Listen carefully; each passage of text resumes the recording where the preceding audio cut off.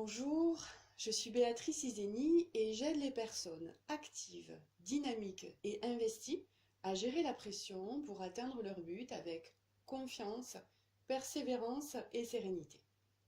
Lorsque nous sommes sous pression, en général, ça fait bien longtemps que notre corps nous envoie des signaux d'alarme.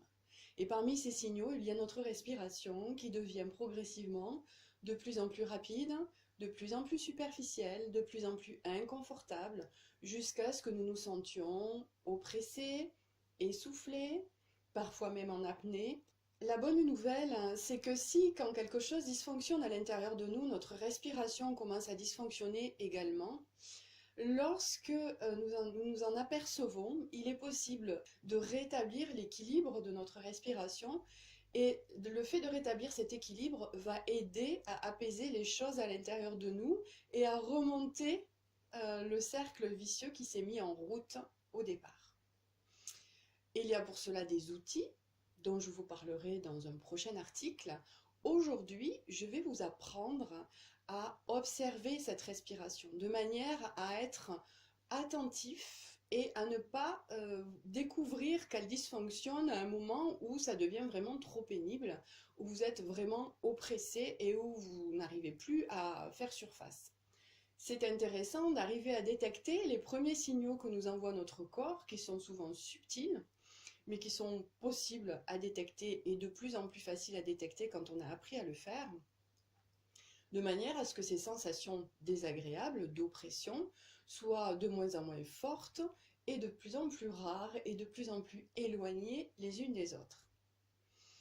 Pour cela, il faut commencer à être à l'écoute de ce qui se passe à l'intérieur de soi et ne pas se laisser absorber en permanence par toutes les sollicitations extérieures qui nous assomment. La bonne nouvelle, c'est que c'est vraiment très simple à faire, que ça ne prend pas de temps, que ça ne nous oblige pas non plus à arrêter nos occupations, qu'il est parfaitement possible de le faire dans le flux de nos activités quotidiennes. Par exemple, là, je suis en train de le faire.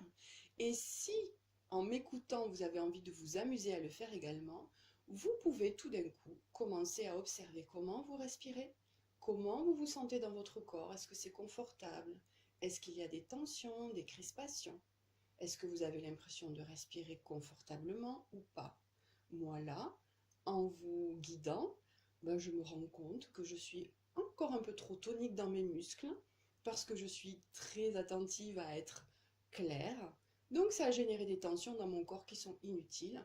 Et le simple fait de les percevoir et de les verbaliser, eh bien ça me permet de les relâcher. Peut-être remarquez-vous aussi que le rythme de ma voix commence à se poser et à se ralentir, de manière à laisser ma respiration prendre sa place tranquillement. Et ça ne m'empêche pas de continuer à parler. Alors évidemment, cet exercice et cette dextérité, elle demande un peu de pratique.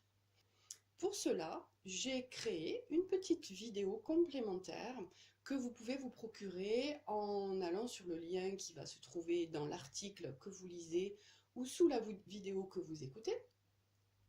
Je vous souhaite une bonne expérimentation, soit sur la simple base de cet article, soit avec la vidéo que je vous propose en complément.